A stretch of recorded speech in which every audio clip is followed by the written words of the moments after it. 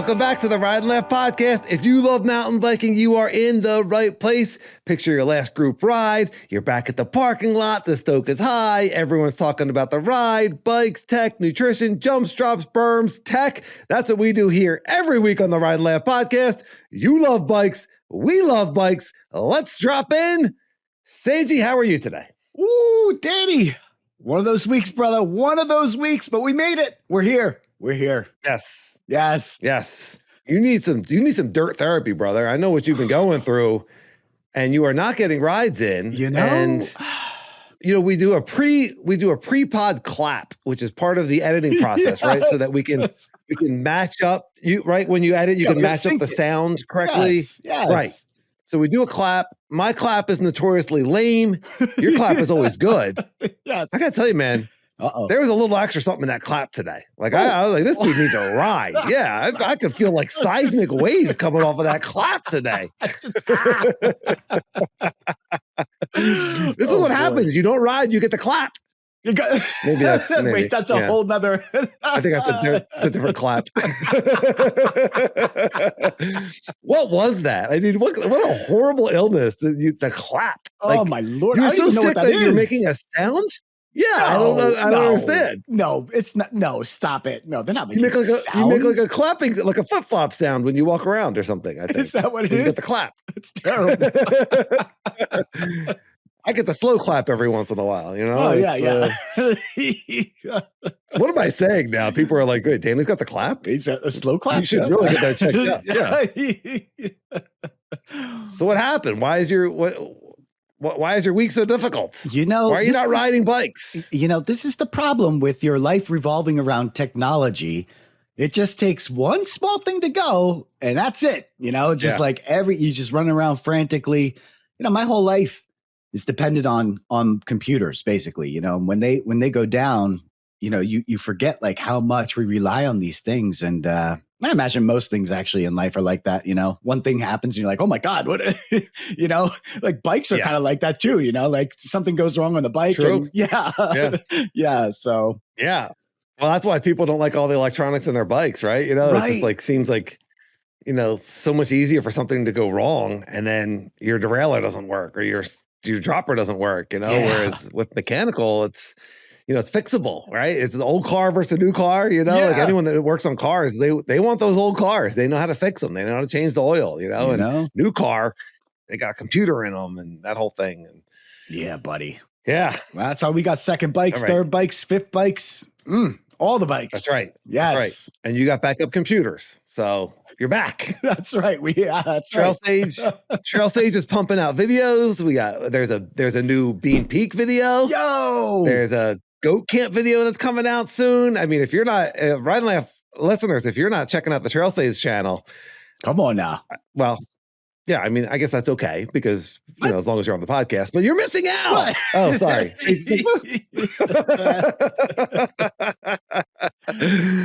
Don't watch it. It's not that good. It's not.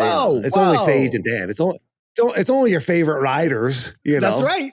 Favorite riders. Damn right. Yes. Dynamic Mantis. Wait. Chris Hoffmeyer and Nathan from Ride Reactive look so steezy on that Bean Peak video, and you also. I'm not highlighted in that. I'm like coming back, learning, relearning how to jump. That's right. Yeah. After the Arkansas crash, but seeing those guys, they really just they're so centered, and their weight so forward. And when you do that, I was at the pump track this morning, and I was doing that little transfer jump, and I was like kind of like trying to practice, like get the shoulders going, and do and be forward, and it just really unlocks such a feeling of control. Yeah, to me, it's very foreign because I'm so used to being a passenger. I'm so used to being a dead sailor. Yeah, it is. It's crazy. Yeah, both those guys, very talented and completely different riders. I mean, if you looked at them and you thought, well, they kind of ride similar, but they're different, and when I was following Nathan, it was, one speed. And then I noticed he was strong in one spot and maybe not so strong in another. And then Chris has, what he's strong at and what he's not. And so as someone that has the camera, you have to learn those things very quickly, when to open up space and close space. And even in regular riding, even if you're not recording on a GoPro, you have to pick these things up from riders as you're following them. It's like, oh, okay, this person does this at this, and okay, let's watch out for that. So yeah, made for a very interesting video because that place was just all fast flow. Like you were on it. You know what I mean? Yeah, absolutely. And they've done a great job. The building there, and they're continuing to build that Supreme Bean, right? Oh, so it's good. like a bike park. It really is. I mean, if anyone that lives in Arizona hasn't been up to that trail yet, it is work to get there. You earn your turns at that place. Oh my God. Hopefully they'll open it up to e-bikes soon. And I know that, we see a lot of e-bikes there, and it seems to be cool, but it's like a perfect e-bike place. But man, that is a really, really cool trail. They're doing some awesome building in Prescott. Yeah. And then your next video that's coming out is Goat Camp, which is the exact opposite. It's like a technical climbing torture video with slow speed, almost dying technical downhill features. It is so scary. Yeah. But awesome. Yeah. Talk about being a jack of all trades, my friend. Yo, that Goat Camp trail, and listeners, these trails. It's like just as much work to get up as to go down. It takes a certain kind of a mindset. It takes a certain level of fitness because the technical uphill was equally as risky. There were some exposure spots. Good Lord, Danny. I was really glad to have you with me because that's the kind of stuff when you're by yourself. First of all, you're less likely to try it. But second of all, when you see someone else clear something and it's doable, it's like almost like an extra push. Like, oh, okay, Danny got it. Okay, I'm gonna get it. Yeah, dude, what a great trail. It's an extra push either way. I think. Like if you don't get it, then I want to get it. Right. If you do get it, then I want to get it. That's true. One is probably healthier than the other, but nonetheless, I feel like when you're like I kind of, if my unhealthy motivations, I kind of throw out the window. Like I'll allow any unhealthy motivation if it's going to help me to get to the top of the hill. Yeah.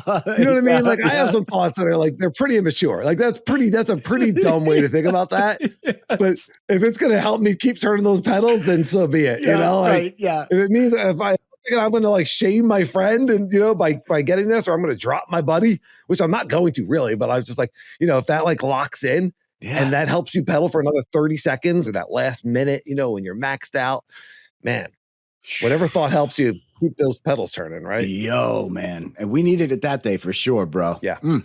That was one of those rides where we were leapfrogging on the technical climbing. Yeah. And it was not only technical and difficult, but it was just like a maximum effort cardio wise for where we are at least. Yeah. And, but really hard.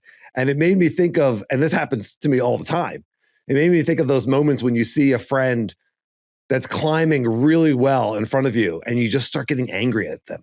If it's one or two people in front of you and you're like, man, this guy, what's so fit? Not even breathing hard. This is like some bull taint. Yeah.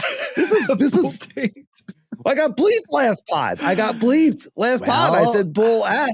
Yeah. And I got bleeped and I was like, oh my gosh, I forgot. I'm not allowed to say bull ass, but I'm allowed to say bull taint. I can say bull taint all day. Hey now. Taint.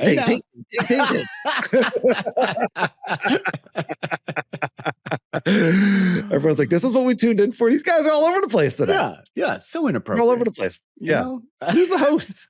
Get this thing back on track.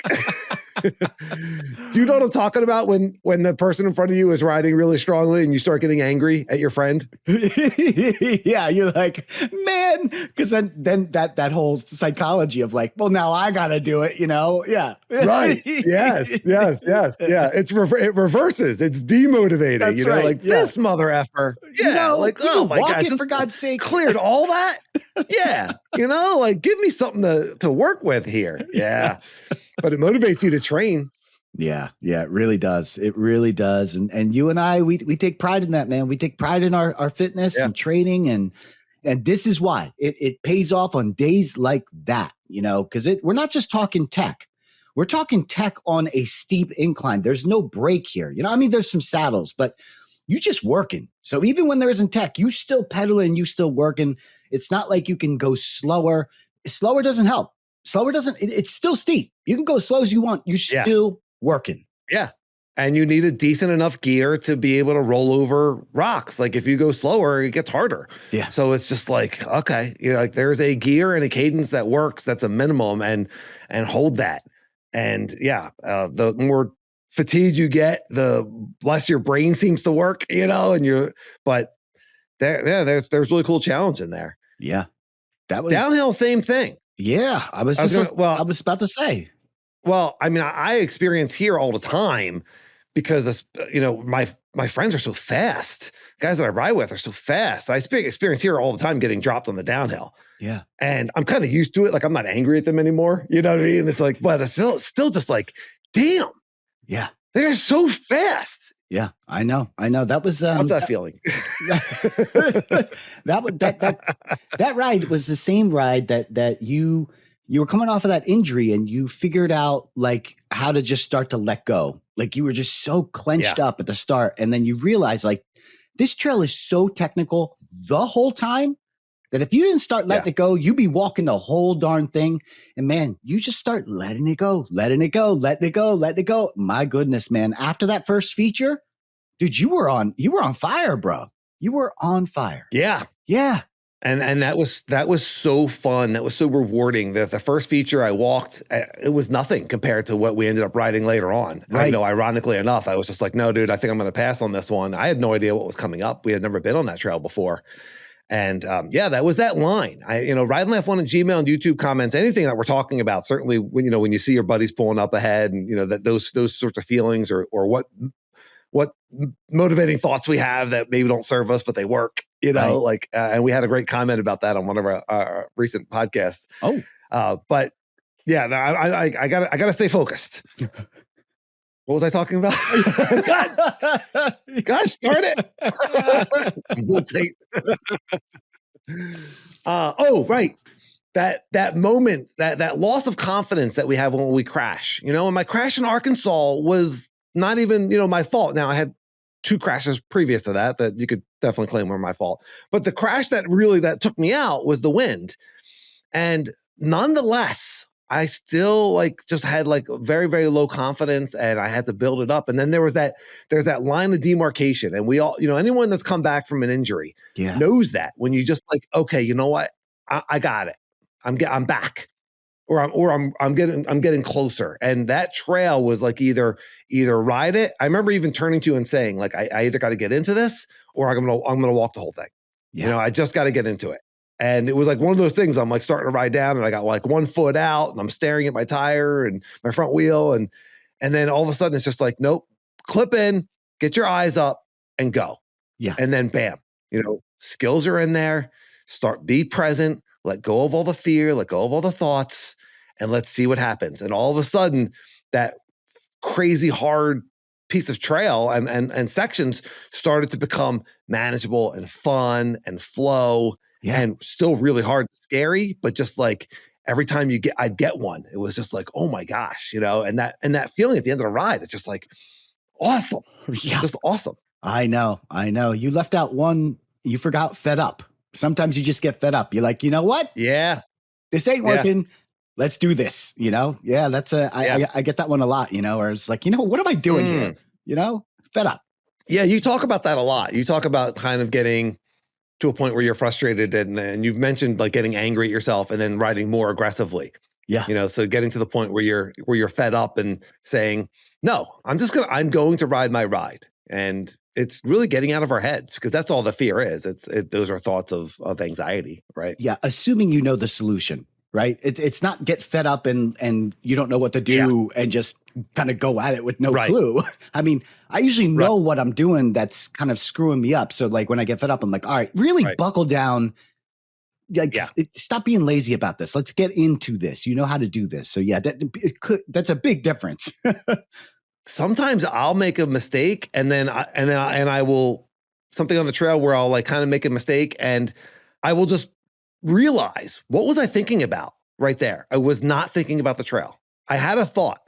I was thinking about something other than riding. And it was just I make a mistake. It's a dumb mistake. And it's okay, I wasn't present. My mind starts to wander. You know, we've talked about this a lot. Like my mind wanders while I'm riding, especially on something that I'm comfortable with or I've done many times. Even if it's high level, sometimes my mind starts to wander. And it's like, oh, I can go back and I can look immediately and be like, oh, I was not present. I was thinking about something else. Yeah. Yeah. And just relying on that autopilot. And that's not even that fun. You know, like being in the moment is way more fun. How about along the lines of like thinking, how about like focusing on the wrong things in terms of like that trail was a really good trail to tip for this example, which is it's a downhill, you're going fast. So your brain's, the processing power of your brain is it's on fire. You're just like, oh my gosh, right? Yeah. You find yourself looking at things that you don't want to go down or the things that you don't want to hit, as opposed to what you should be doing is looking at the line you do want to hit. You know, it's when you stop to session something, this is when you can notice that thought more clearly. When you start looking at, wait, well, I don't want to fall off the edge here, or, oh, look at that sharp, pointy rock. Those are the wrong thoughts. What's the line that you want to hit? That's what you're thinking about. That's it. Not, oh, I could fall here, or this rock is sticking up here. Put all those out of your brain. It's not important. It's not helpful. Just focus on what you have to do. That's it.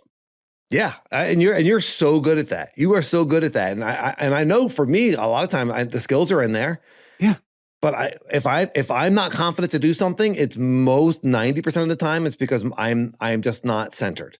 Yeah, and I can feel that. I can feel those thoughts. I can feel that that my anxiety is taking me out of the moment. Then I'm not in a place to do it. But if we've been stacking wins and I'm feeling good and I'm centered. Yeah. And I'm riding aggressively and forward and dynamic, then okay, now I'm ready. So yeah, it's so mental, which is why we focus on it so much. It's just so mental. But we can have fun no matter what. Even if you're off that day. Yeah. Just go out and have fun. Absolutely. Ride within yourself. Yes. Yeah. Yes, absolutely. Well, one of the things that happened on that Go Camp ride was a very, very slow speed uphill fall by you. Yes. Allow myself to introduce myself. That's such a great line.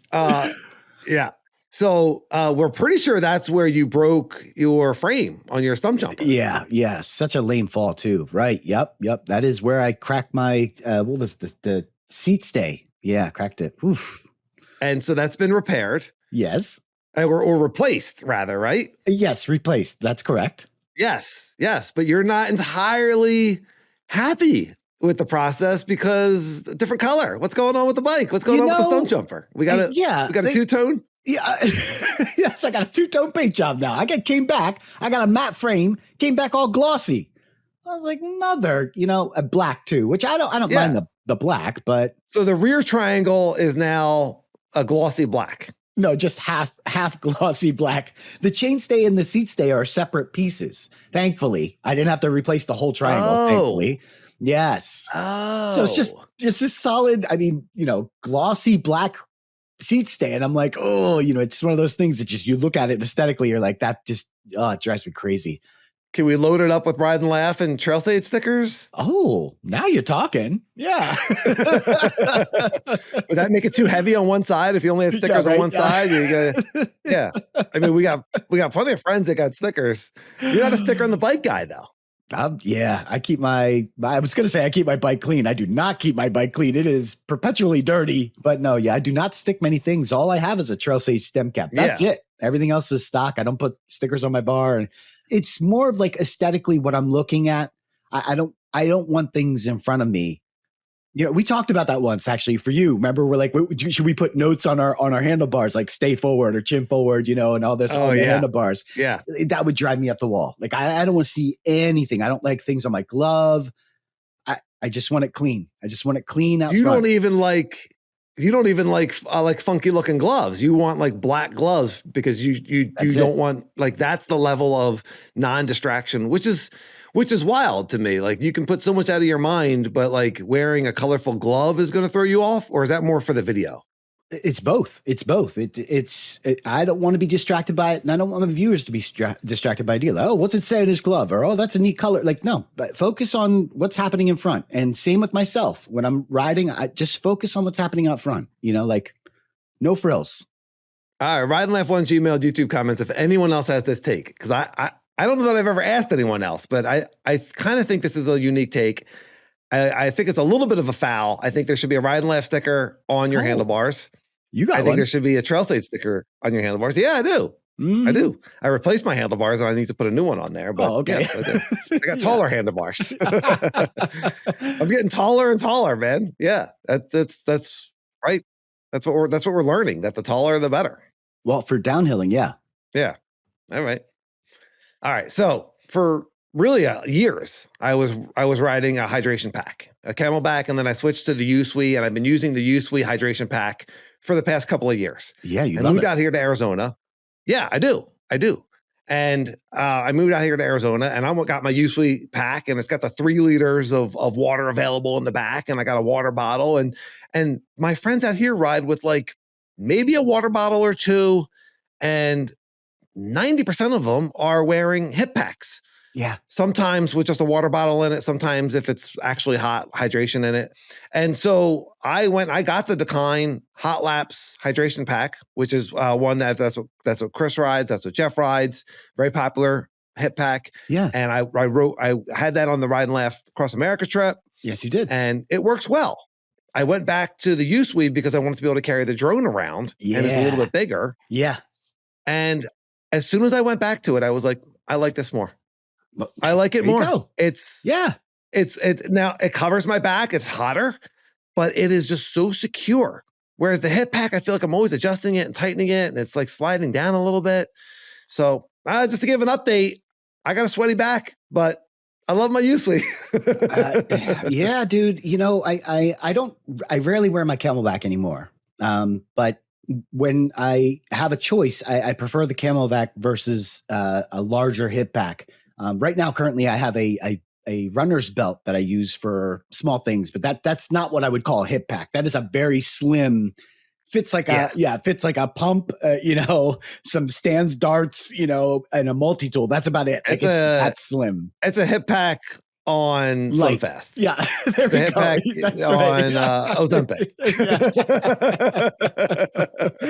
Yes. But now that I don't have to carry a second GoPro camera because our phones are so good, I stopped carrying the Camelback unless it's a super long ride where I need extra hydration. But even then, I'll put a soft flask in the frame in the Specialized has that, the slot in the frame where you could store stuff. Yes. Yeah. So I put a soft flask in that, and that's fine. So that's cool. It's basically 2 bottles. Yeah, it is cool. So, but yeah, dude, I don't blame you. Like I prefer that Camelback on my back. I feel like there's more ways to secure it so it's not flopping around. So what? It's a little bit hotter on the back. Like I don't really care. It doesn't bother me, Yeah, it had been we went to hip pack a long time ago. We went before they were hydration hip packs. You and I went to hip packs when we were single speed days, and we had like these double bottle hip packs. And I remember tightening it and wearing it, and it worked. But I didn't love it. And I don't know that I would have tried it again, except everyone here, there's just the hip pack is so popular, and it was a long time. So I was like, I'll try it again. And I think there's a place for it. Sure. I'd probably be more inclined to use it when it's empty, when it's cooler in the winter, and then it's just storage, or maybe I keep an extra bottle in it, but without having the weight of the hydration bladder. Yeah. So Ride and Laugh One at Gmail, YouTube comments, your hip pack versus backpack, hydration pack. What do you call it? You call it a backpack? Or no pack. Yeah. What do I call it? I guess I call it just a hydration pack. I didn't even think about it, but yeah, these days I'm going no pack. Almost every ride I go no pack. Yeah. Oh, I like being able to carry the extra water too. That feeling of being on a ride and it's hot and you're out there and you take a sip and you realize it's like you're towards the end or you're out of water. Yeah, you're like, no matter where you are in your ride, unless you're approaching the parking lot, for me, that feeling, Jeff Windsor and I were just talking about that on our last ride, that feeling of I'm out of water now Yeah. and I have 3 miles left or whatever it is. Like, it's so demoralizing. I would rather pedal around the mountains with extra water than have to feel that out of water feeling. Yeah, it's a whole science, right? Like trying to figure out the right amount of water for every ride is a whole science, you know? And okay, I know I'm riding this place. It's this hot. This is how much water I need. But every so often you get it wrong. You know, maybe somebody has a mechanical and you end up staying for a little longer than you thought you would, you know? Right. Yeah, every so often it bites you. And what a scary feeling to run out of water. Ironically, the slower the ride, the more I drink. Yes. Like you would think that a faster ride, I'd be more tired and I'd be drinking more water, but the slower I ride, the more opportunities I have to drink. Yeah. So you end up drinking more if you stop and talk to people, or if you're sessioning something, or someone has a mechanical, you know, like you're hydrating. And Ride Laugh 1 at Gmail and YouTube comments, I err on the side of too much water. Yeah. Yeah. I fill that bladder up like with a ton of ice, and then I'm fit. I'll carry it around. If it makes me stronger, it makes me stronger. So be it. Yeah. I get back. I almost always pour water out of my bladder. Very rarely am I finishing it. But like on Saturday, I pulled that bladder out, and I didn't know it was this close to the end, but I pulled the bladder out to empty it, and I was like, oh, I almost finished it. Just made it. All right. Well, we are reviewing our last episode that we're talking about. Not our last episode. The episode we're talking about is one of our quick rips. Mountain bike confidence crisis, trust your skills, ride with more flow, and have more fun. And that was the mountain bike imposter syndrome episode. Yeah. Yep. And we got a ton of really, really cool feedback about that, and a lot of people, and some emails, but a lot of people saying, I've felt that way at one point or another, or this has been helpful. Speaking of Jeff Windsor, good buddy, he commented in, and Jeff said, I'd go as far to say 100% of mountain bikers or any athlete experiences imposter syndrome at some point in their journey / career as things level up. Anyone who says they are 100% comfortable 100% of the time is probably an imposter. Pushing through our comfort zone leads to progression, and progression is what keeps us coming back. I don't know if this has to do with imposter syndrome or not, but there was a long time in my riding career, it took me a long time to figure out, why did I just say long time so many times? It took me a while to figure out who I wanted to be as a mountain biker, what my skill sets were, how I wanted to dress, what kind of riding style did I want to adopt. And I don't know if that's an imposter, but I would mimic people. I would pretend to be other people, trying to figure out what I wanted to do. And I remember going through that in high school too. I couldn't find my style. You had the hip hop kids and you had the grunge kids. And I'm like, well, let me try this. I did the same thing with mountain biking. Just start picking, I like what that guy did there. Let me try that. Oh, that girl did this, and I kind of like that. And I like this person's style, and and now I know who I am. I don't think I pretend to be anyone now. I am myself. I'm very confident. I don't suffer from the typical imposter syndrome definition that you gave the last time, which I forget what the exact definition was, but yeah. Yeah, no, that's really interesting. That's really interesting stuff. For whatever reason, when you said mountain biking at one point, I picked up a little bit of a Scottish accent. You said what? Something about mountain biking. Yeah, mountain biking. Yeah. I am Scottish a little bit. Yeah, so it came out. You're Scottish. Yeah, you're like, I'm not an imposter. I'm a mountain biking individual. That's probably not Scottish at all. I apologize to all the Scots out there. It was just slightly aggressive English. That wasn't Scottish at all. Are the Scottish? That's the kilt, right? Yeah, the Scots with the kilt, the bagpipes. Come on, baby. Yes. Yeah. Well, Sage and I have joked about this a lot because we have these changing kilts that, it's a skirt, but we call them kilts because we're men. But right. It's this kilt that you put around, and then you can at the car you can get changed because we want to get some breakfast or some lunch. Glorious. Oh.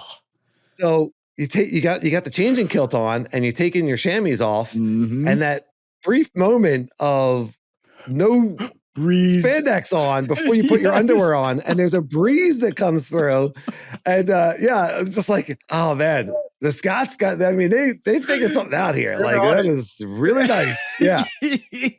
I know. Sage, can I go to the restaurant wearing my changing kilt? Yes, I know. Oh my God. What a great feeling. You're absolutely right. Yes. Yeah.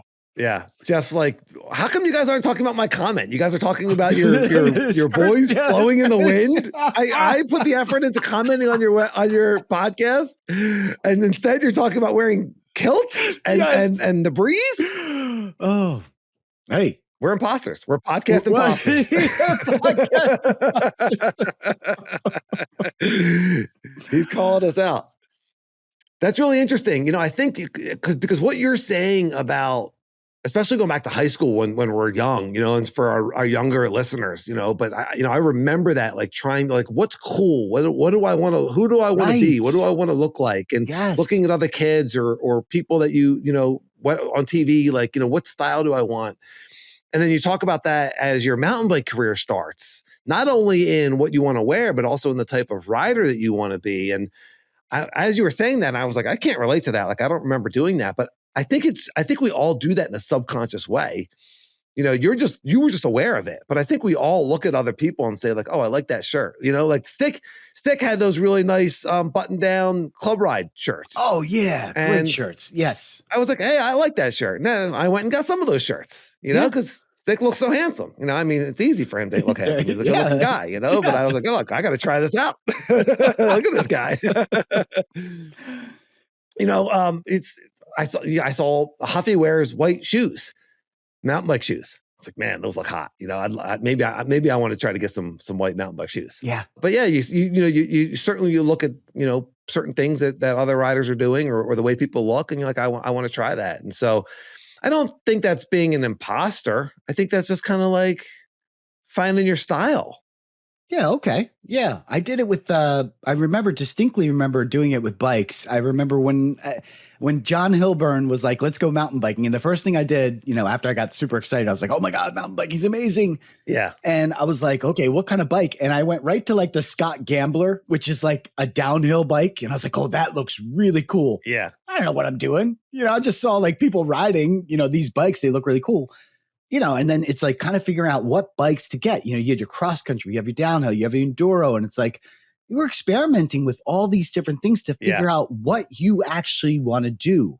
And we change. You and I started, we were cross country, and then we started evolving to more of an enduro style now, but gear and bikes change. As you change as a rider, all those things change. And I think we both kind of have like moved to like preferring some of the brighter colors. Back in the day, I would have just been like, give me the dark and the black and, let me just kind of like fade off into the forest. Right. And so nobody sees me. And now it's like, oh no, well, the bright color jersey and the bright color bike, like they look awesome on videos. And I mean, how many people, when you go to buy a new helmet, see, in Arizona, you're kind of limited because you got to get like a white helmet. Yeah, that's it. Or die. Yeah. Yeah. I have like a off-white. Yeah. I have like an eggshell color helmet. Yeah. Yeah. But like when you look at it, like a new downhill helmet, you know what I mean? Like which color looks cool, or, the goggles and which strap, like, and what gloves you're going to wear, you know what I mean? Like we all think about it, whether you own, 15 shirts or 3 shirts, everyone's got a favorite. Yeah. Yeah. I don't know though. I think some people don't think about it. I think, I'm jealous of those. Yeah. I'm jealous of those people. Yeah. They just wear whatever they want to wear and doesn't matter for me. Yeah. Like, yeah, I very much care. I'll admit it. I very much care how I look. I'm presenting myself on a YouTube channel or I have people that recognize me. I want to look my best, on and off the bike. Yes. Yeah. Yeah, you're right. We ride with I ride with a few guys that just wear whatever t-shirt they have on. I don't know if they got their favorite t-shirt, you know what I mean? But like, just like, all right, I'm ready to ride. Yeah, exactly. And there's a guy on South Mountain, Dustin. Oh, who so you good. haven't ridden with, but yeah, he's one of the OGs of South Mountain, and he's amazing, and he's the coolest dude. Yeah. And when I see him, he's just like either no shirt or like just jean shorts, and he was in flip flops one time, like riding legit hard trails. Oh my Lord! But just like this dude, I really just don't think he doesn't care. He just does not care. He's just out riding his bike. Like it doesn't cross his mind. Right. So Well, it kind of goes back to what I was saying about not putting things on my handlebars and like having nothing on my gloves, like focusing on what's important, like he doesn't care about, the aesthetics of how things, he just wants to focus on the trail. That's it. How am I going to get onto the trail? That's it. That's all I care about. I think it's pretty cool. Is there an extra? Yeah. I mean, I think is there an extra level of groundedness there? You know what I mean? Like when you, like if we're putting on this, outfit to look a certain way, like when you don't care, like. No, I don't know if it's an extra level groundedness. I will put it this way. I think there's a lot of things that I carry with me or I put on that don't actually need. You know what I mean? And recently, as I get more experienced in mountain biking, less is more. We just talked about hydration packs and all those things. When I first started riding, I had shin pads. I actually wore pads. I had like shin pads, I had, all this gear with me. Yeah, dude, I had all this gear with me and just all this unnecessary crap. And as I start riding more and more and more, I go out with less and less and less. There are times I'll go out without any gloves now, because I'm just like, all right, I know what I like. And gloves are just, I don't really want to wear them. It's like, I don't want to wear a pack anymore. Like it's less is more for me. You start to realize, what am I carrying that I don't actually use, that I don't actually need? If you're carrying a spare derailleur in your pack, like, okay, maybe for the one time that it comes in handy, but do you need to be carrying that? I don't know. I got rid of all that stuff. I mean, what a great analogy with life, right? Mountain bike synchronicities, right? As you get wiser and more experienced and more comfortable, you need less. Yes. Letting go and carrying around less things. Yeah. What's carrying important? around less thoughts. Yeah. Yeah. Just trusting that like you've got it. Carrying around less because you got everything. You already have everything you need. This guy, Dustin, he's been doing this. He's like, yeah, I've been rolling like this all my whole entire life. What's up? Yeah. He's like, stop wearing shirts, get some jean shorts and some flip flops. Come on, let's do it. Walk the walk. Come on, Danny. Oh, I'm there. Yeah, I'm not there. I know. Hand up. They have like a jean short, like mountain bike short. Oh, like it looks like a jean short, but it's not an actual mountain bike short. I guess more comfortable than jorts. Oh, okay. Isn't Hand Up the one where they have and you put your hands together and it's they have gloves. I don't know if they still sell this, but I remember seeing it. I remember seeing their like mountain bike jorts. Oh, do you have to is there something on your butt cheeks or something? And you like put your butt cheeks together and it spells out a word? Like why, how did Hand Up get involved? Like an Ace Ventura. That would be like an Ace Ventura theme.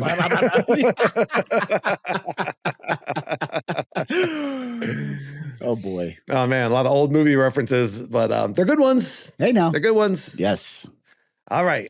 We had another comment from Josh, and I thought this was really interesting. He said, it's interesting. If I ride with people who are not our usual Arizona crew, my riding level goes way up. So he's leading the way with people that don't know the trail. Okay. I feel more confident and everything is different. When I'm in a group ride with the local heroes who I know are amazing riders, I'm like Dan in that episode, straight to the back because I don't want to hold anyone up. And then he says he rides with less confidence. Yeah. And we talked about me having an imaginary friend. We talked about, right? This is older episodes. We talked about me with Benoit, remember? Yes. When I was so funny.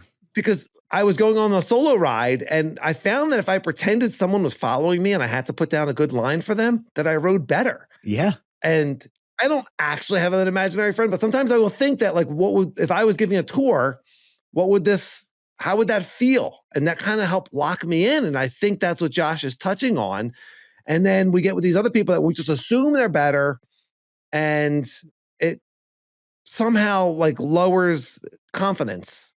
Yeah. I can't say too much because I wanted to say that I typically up my game when I ride with better people, but I just had a ride with, I had a ride with Rob Drew where that did not happen. It was one of those rides where everything that could go wrong started going wrong for me. And I had to just let that ride go. I was like, okay, this is not happening for you today. You were having a really bad off day, but that's typically not what happens. I usually find myself elevating my game to try and match or get better with the people that I'm riding with. And yeah, I don't know what that comes down to. I don't know if it's if you experience the opposite of that, I don't know if that's lack of focus, if it's lack of confidence, if a combination of the two, but let's just like stop comparing ourselves at all. Like there's no, if there's nothing to be gained out of the negative out of that, then let's just drop that, right? There's a lot to be gained out of like, I want to learn, and that's the attitude I take when I ride with like a Jeff Windsor or like a Joe or Rob Drew, right? It's like, oh, I want to learn. I want to see the line. I want to learn. Give me some tips. It's not, I want to keep up. I said that, but that's not actually the mindset that goes in. I do want to keep up, but it's really more about what can I pick up from this? Yeah.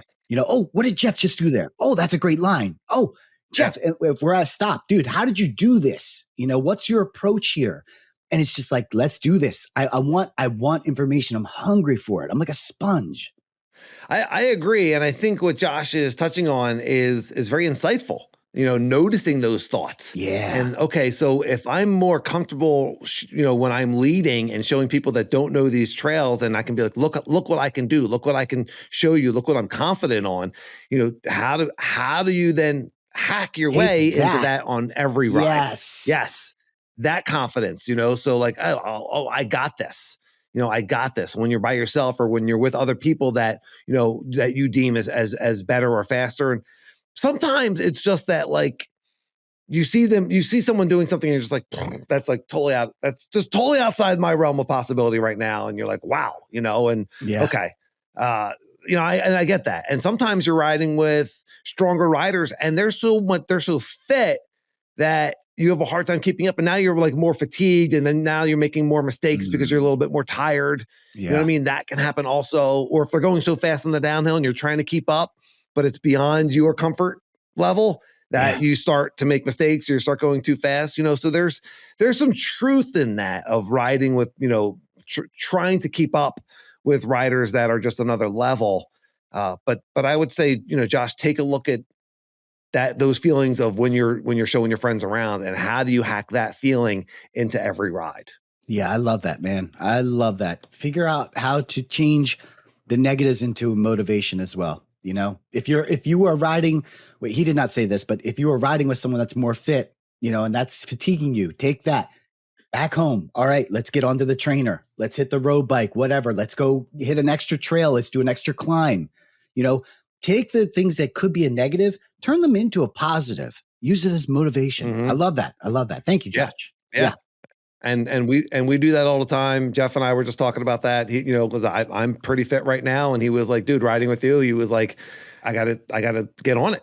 Like Jeff, Joe, and I did a ride a couple of weeks ago at South Mountain, and he was like, "You and Joe were pulling away," and so like that's motivated. Let's lit a fire, like okay, and he's busy. Like we all have our things, as for, but use it. Sometimes it's okay to use those thoughts to get to be stronger or healthier, like I want to keep up. Yeah.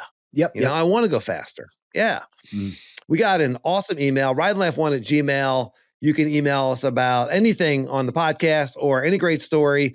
And sometimes we just get great ride and laugh stories. Yeah. And in this case, we got an email from Evan, who was riding at Glen Park with Andre and Dennis. Dennis is Denny Giannetti, our great friend and shredder. Dennis like shreds downhills, and he's got his channel. Check that out. But Evan was saying that they're at Glen Park, which is in Pennsylvania. It's known as an enduro park. It's kind of like an easy pedal up. It's got multiple enduro downhill lines.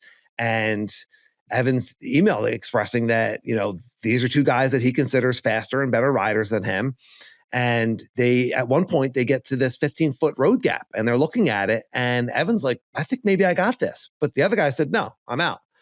And so Evan questioned it, and I think that's really interesting. I think we've all been there where it's like, oh, I think I got this. And then your friends don't want to do it. And you're like, okay, well, maybe not. Maybe we won't do that trail today. Maybe we won't do that feature today. Right. Right. Yeah. Right.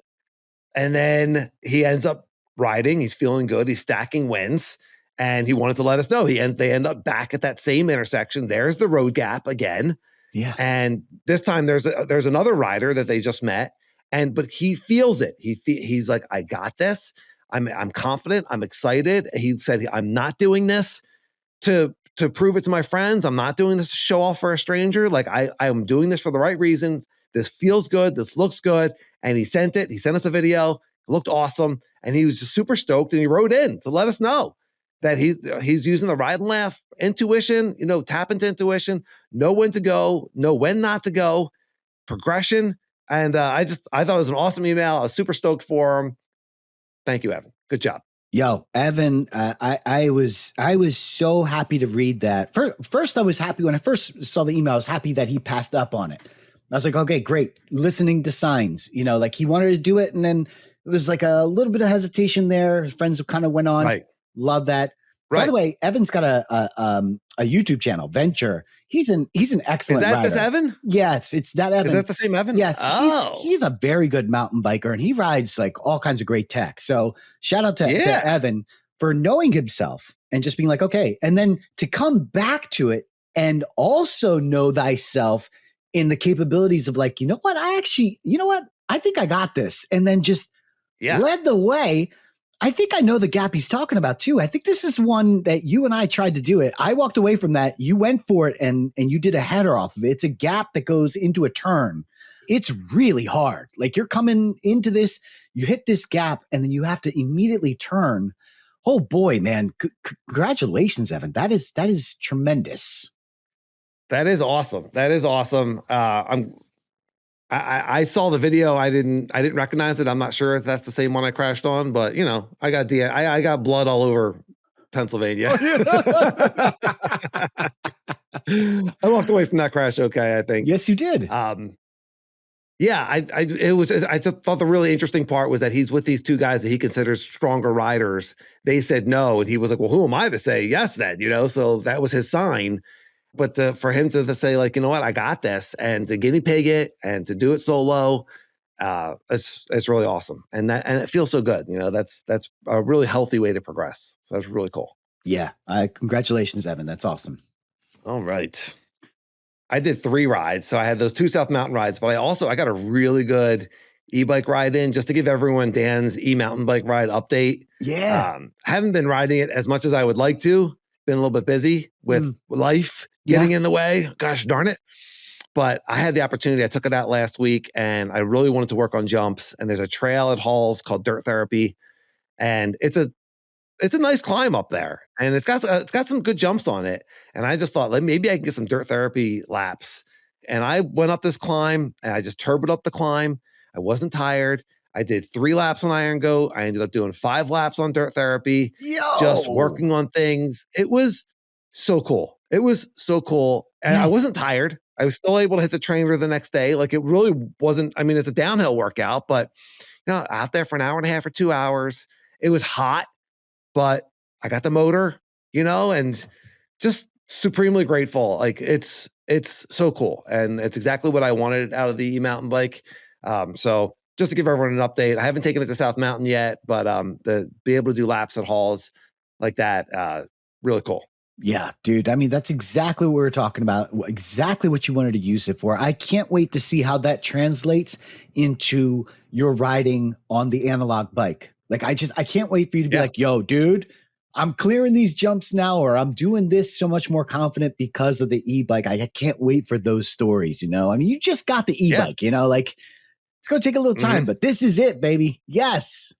I feel like it's already started to give me a little bit more confidence. I'm already practicing being centered and grounded and you just get so many more runs. Yeah. And it's awesome. Our sport's in such a great place right now. So gratitude. Speaking of which, that could have been my gratitude of the week was my Orbea Wild e-mountain bike, but I got another one. But I'll stop talking for a minute. What's your mountain bike gratitude of the week? You haven't gotten many rides in. You got to dig deep. Yeah, no, I don't have to dig deep, but can we do a double gratitude, not a double gratitude, but can we have the same gratitude 2 times in a row? Is that legal in the gratitudes manual? I think it is, right? There's no rules. I gotta give it to my dad again. I know the gratitude was last week with my dad, getting married, but like this computer problem that we had, it's my father's computer runs a software called vMix. which we use to record this pod. And that computer went down, just completely died. We don't know what went wrong with it. And he spent the last like 2 or 3 days getting a whole nother computer set up just so that we could do this pod. Like, yo, come on, Big Pizon. Like, he's like, we're not getting paid. He's not getting paid. He gets nothing out of this. You know what I mean? Like, huge amount of gratitude to Big Pizon. That was, so good. We're here now. Yes. Yes. Yeah. Thank you, Big Pizon. I think everyone take a moment and give gratitude to Saint Dad, because otherwise you're not listening to us this week. That's right. Fantastic. Yeah. Well, we talked about it last week. Your dad's just he's a lovely man, and he loves his kids very much. Yeah. And obviously he would do anything for you. And boy, to have like a guy in his late 70s who's who's this good with computers, like it's unheard of. Is he good on his phone? Like like my mom and horrendous. Yeah. No, okay. Okay. All right. At least that stereotype holds, Yeah. All right. Well, my mountain bike gratitude of the week, and we've talked about him. Interestingly enough, we talked about Jeff Windsor quite a few times on this podcast already because he had a great comment. Yeah. And I ride with him all the time. I decided to put CushCore inserts into my primary bike, into my Firebird. Not the e-bike, into your analog bike. Whoa. Yes. So Jeff rides CushCore, Joe rides CushCore, Rob Drew rides CushCore. Yeah. These guys are all telling me beyond the flat protection, it helps the riding. And so those are 3 riders that I respect immensely. Yeah. And other, Jeff Jackson and Vaughn, like I've heard other people say like, other really good riders, like everyone out here uses CushCore. I didn't want to like have to put it in. The weight of it is really not that heavy. It really isn't. I know it's rotational weight, but I was looking at there's the trail and there's the pro, and the trail's a little bit lighter. And I sent a text to some of the guys, and AJ was just like, I've already done this research. Everyone I talked to said just use the pro. Like the weight savings isn't worth it. Oh, so the gratitude goes to Jeff because he gave me the tip. He said the first time you do it, especially, take the wheel off your bike, clean it up, bring it into the air conditioning, put a fan on you, and just settle in. It's going to take you some time, but be cool. And man, that made such a huge difference. I had a nice little setup. I was nice and cool. Yeah. And I got it done. It is a pain in the butt. There is a learning curve to it. Sure. But yeah, no, everyone that gave me, the helpful advice and certainly getting inside, I thought that was awesome. So thank you, Jeff. And everyone that helped with the CushCore decision. I have not ridden the bike since I have the CushCore on. I knew that's your follow-up question. So I have not ridden it yet. I can't wait. Beat me to it. That was going to be exactly my follow-up question. I only run CushCore I have it on my fat bike, but on the single speed, I also have it on that. I have not felt the need to go CushCore, but I also heard Jeff talking about that. So I'd be very curious to see because I think you and I are very similar in terms of our riding. So I'd be very curious to see what you think. And if you think it's worth it, then maybe I'll consider putting it on the Stumpy. I don't know. I haven't had any issues yet, but it's not about having issues. It's about just changing the ride characteristics. So right. Yeah. Yeah. I'm not doing it to prevent flat tires. I am, knock on wood, I have been pretty good with flat tires. Right. I am doing it for the ride. Now, the guys that are really loving it, I mean, Arizona's all chunky and gnarly, but the South Mountain is like another level. Like the guys that like live on South Mountain, the Jeff, Joe, and Rob, like that's another level of chunkiness that you're riding all the time. And I feel rim dings every once in a while. And what do you do when that happens, right? You put more air in the tire. Well, then you lose traction. So I can kind of like see it, and those guys all say that it feels like extra suspension, and Rob says there's a dampening that happens. So, I'm excited to see how it feels. I will give a full ride report. Ride Laugh 1 at Gmail and YouTube comments with and without CushCore. And doesn't matter if you're riding rocks versus dirt. And like you're mostly on dirt trails in Pennsylvania, so yeah, and also the difference if other people have an opinion on trail versus pro and what other brands people are using, because we're talking about CushCore, but there's also Tanis. There's a bunch of other, who are the other players that you guys and gals like? Brands, right? Yeah. Tell us what you're using and whether trail and pro it makes a difference. I'd be very curious. Yeah. So I was very excited to have accomplished the insertion of the CushCore. That's not the right word. That sounded terrible. Yeah. The insertion. That sounded weird. Yeah. Insertion.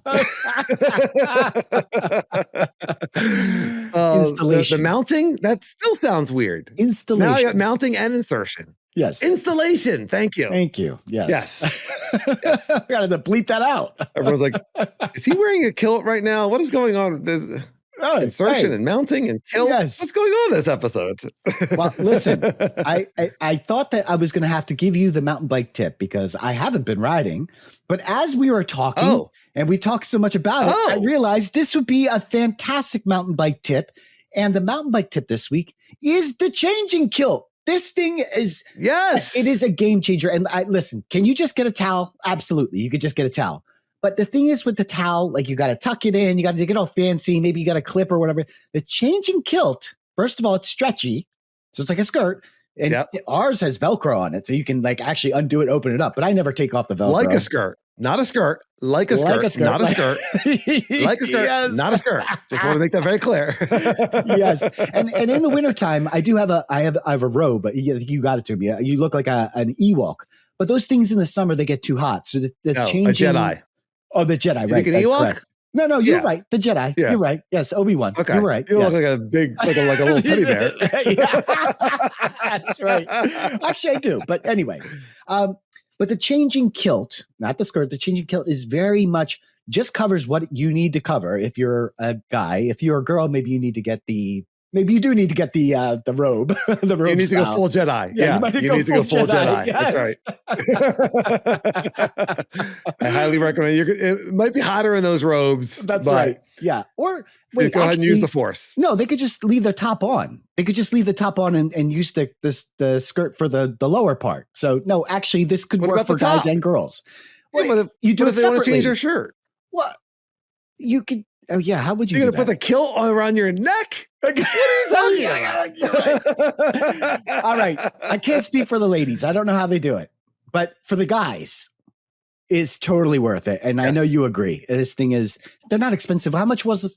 I mean, they're probably on Amazon for like $10. I don't even know what they cost. They're cheap. No, I would guess they're $25 or $30, but it's a one-time investment. You just keep it in your car. Oh, yeah. So the towel can fall off. You know what I mean? Like it's risky enough.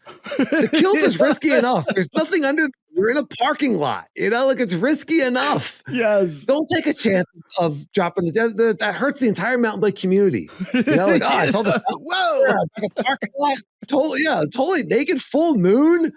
Like no, that's not okay. Like let's get a Ride Laugh changing kilt. Whoa!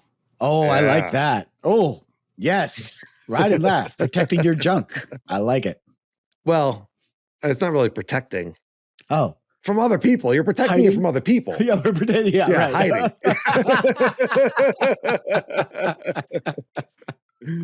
We're protecting you from the police. There we go. Being called. Yes.